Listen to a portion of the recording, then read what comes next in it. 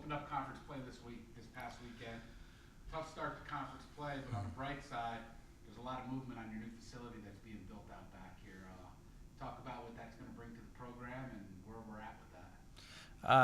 We're moving along nicely. We've had an incredibly mild winter, and so progress. We're making good progress on it, and we hope to open up here June 1st. We had originally hoped to get everything done on time for this year to play in the Pac-12. Unfortunately, that's been moved back a little bit, but we're hoping for a June 1st opening, and that looks like it's going to happen. So we're incredibly excited about it. It's not only going to have a huge impact on our program or the women's program, but on tennis in our community. So that's a real big deal. It'll help us in recruiting, but most importantly, it's just a nice thing to have for the development of our players. We don't have to go to a public place to play and to practice anymore. It's just right next door. If we have any inclement weather, we just move inside. It's just a few steps away, and it's going to make a huge impact on us and definitely on the fan experience as well.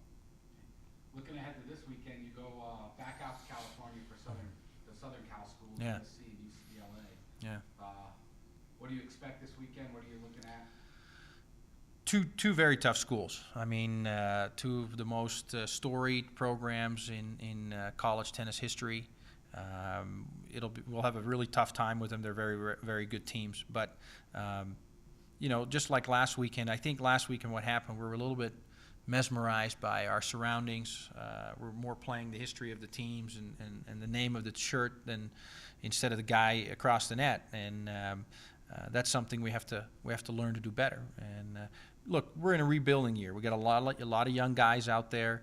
We knew it was going to be tough, especially once we hit conference play. And it's a unique conference, and so we just look for a little bit of improvement, and hopefully we're not mesmerized by our surroundings this week, and we'll play a little bit with a little bit less fear. That's pretty typical of a young team, though, as you're coming in, and it's a huge step when you get to this level in your career, moving to a D1, especially in the Pac-12 conference, and like you said, some of the most storied programs in college athletics. What's that transition period like for these athletes? It's look, last week we talked about it. I think how proud I've been of all the work we've done, especially with our young guys, and they've been really driving our program. And this was the first real hiccup all year long with them. And it doesn't come as a huge surprise.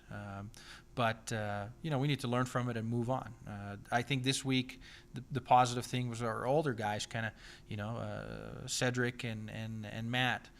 Did a really good job out there, and although they lost, they competed very well, and they have some experience out there. So, what doesn't kill you makes you better, and that's just the motto we're going to keep alive a little bit this week, and hopefully that's really true.